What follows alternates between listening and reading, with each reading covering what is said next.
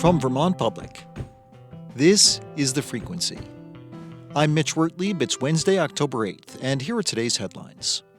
State Treasurer Mike Pieciak says most of Vermont's important programs can weather a federal shutdown for a while because the state has a strong cash reserve on hand.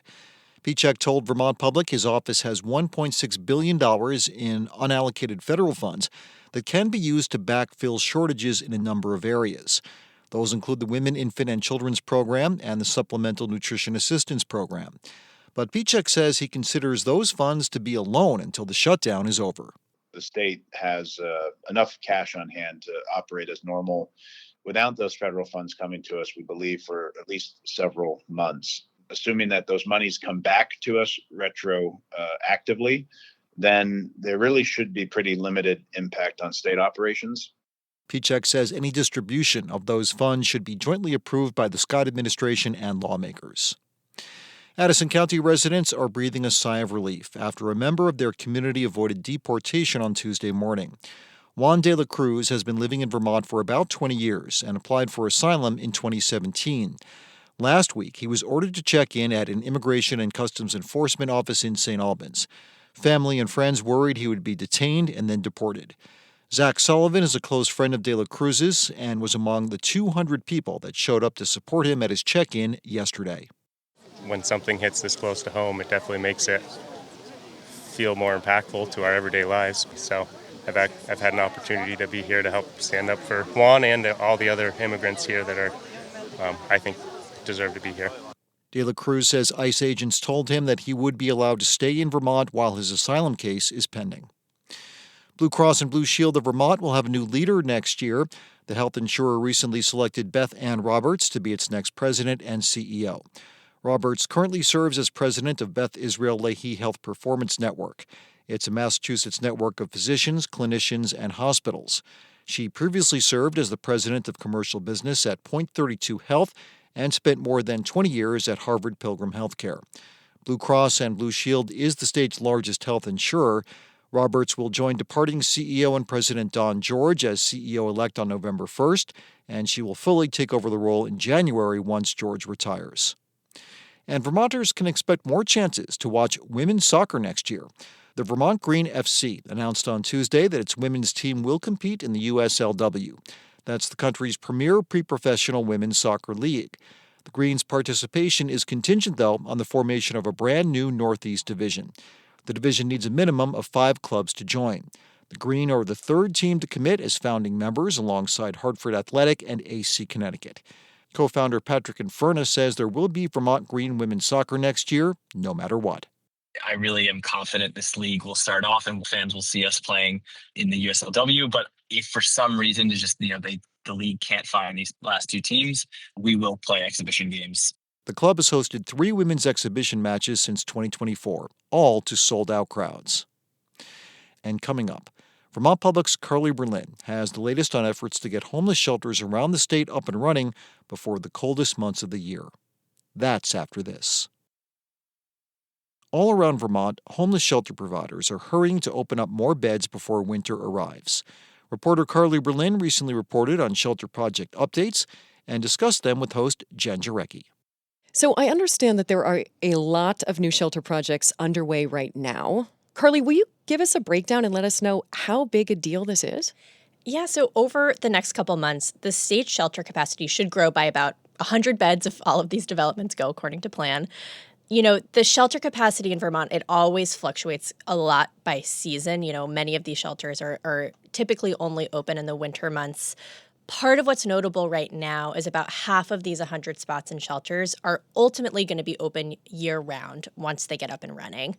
That's something that service providers say is sorely needed in Vermont as homelessness has remained at record levels here in recent years. Wow, year-round, that's huge. Okay, Carly, well, where are these various projects located? One of these is in Rutland. It's getting a small year-round shelter, 10 beds, that's slated to open by January. It's according to the shelter director at Brock Community Action. That's the social service agency who will be running that site.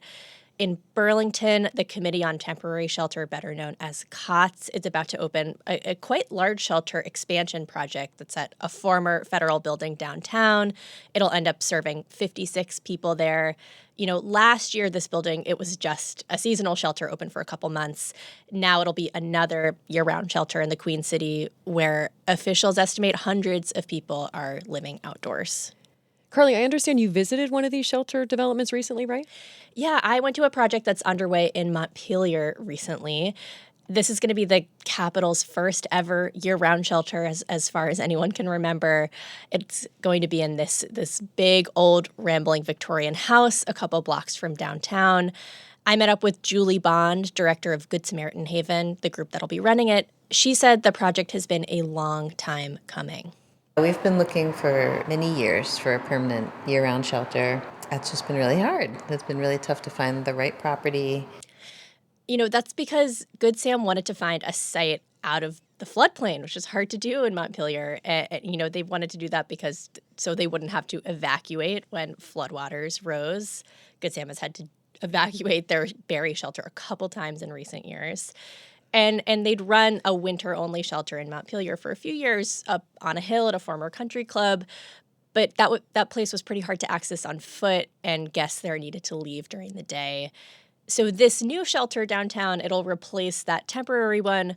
But Bond said renovations won't be done until January or February. As we know, that is well after cold weather will arrive. Well, speaking of cold weather arriving, you've also reported that state officials are giving out money for extreme cold weather shelters. Carly, will you tell us more about that initiative?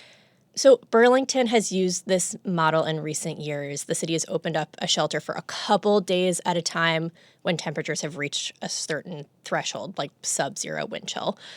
The city's done this because, the reality has been shelters have been full. The motel voucher program has also been fully subscribed, which has meant people have been living outdoors in the depths of winter. So now the state is trying to expand this short-term shelter model. The hope is to have it available in 6 regions around the state. That's according to Lily Sojourner with the Department for Children and Families. DCF is working with Vermont Interfaith Action to get this up and running. They're administering about $1 million in state funds and should be determining who gets those subgrants over the next couple weeks. Okay, Carly, so this all sounds like progress, but how much are these new shelter beds putting a dent in Vermont's overall need? As of late September, the state's shelter capacity had space for 585 households. Even as that number should swell by 100 in the next couple months, we still have shelter beds numbering in the hundreds and an unhoused population in the thousands. One count in June registered over 4,500 people experiencing homelessness in Vermont. It's worth noting that as state leaders have scaled back the motel voucher program in recent years, that has served as this backstop when shelters are full.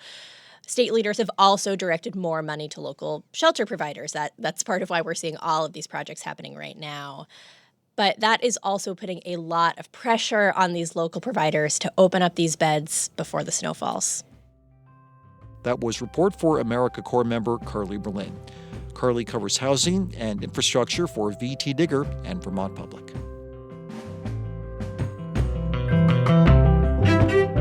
Thanks for listening to The Frequency today. We had additional reporting from Bob Kinzel, Peter Hirschfeld, Jen Jarecki, and Nathaniel Wilson.